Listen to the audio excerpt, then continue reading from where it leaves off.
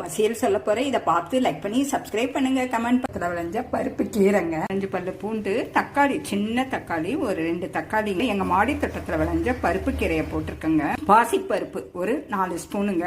அப்புறம் எங்க மாடி தோட்டத்தில் விளைஞ்ச மிளகாய் 1 போட்டிருக்கேன். 1/2 கிளாஸ் தண்ணி ஊற்றி குக்கர்ல வேக வச்சுட்டு வந்துடலாம். போட்டுக்கிறோம். இப்போ இந்த மத்தால நம்ம கடைஞ்சிக்கலாங்க இந்த கீரையை. இது கல்லீரை பாதுகாக்குது, தலை சுத்தலுக்கு ரொம்ப நல்லதுங்க. அது தவிர கெட்ட கொழுப்பை தடுக்குதுங்க. இந்த பருப்பு கீரை உஷ்ணம் இருக்கிறவங்களுக்கு சாப்பிட வேண்டியதுங்க. நல்ல குளிர்ச்சி உள்ளதுங்க. வாரத்தில் 2 வாட்டி சாப்பிட்டோம்னா ரத்தத்தை சுத்தப்படுத்தோங்க. ஸ்பூன் எண்ணெய் ஊற்றிக்கோங்க. கடுகு 1 ஸ்பூன் போடுறோம். வெந்தயம் 1/4 ஸ்பூனு, சீரகம் 1 ஸ்பூனு, நறுக்கிய சின்ன வெங்காயம் ஒரு 15 வெங்காயம், 1 பிஞ்சு பெருங்காயத்தூள். எங்கள் மாடி தோட்டத்தில் கீரையை போடுறோங்க, பருப்பு கீரையை. இப்போ மஞ்சத்தூள் ஒரு 1/4 ஸ்பூன் போடுறோம். ஒரு 2 நிமிஷம் கிண்டி விட்டுக்கலாம். இப்போ நெய் 1 ஸ்பூன் ஊற்றிக்கிறேங்க. இது ஆப்ஷனலுங்க. பருப்பு கீரை மசியல் ரெடிங்க.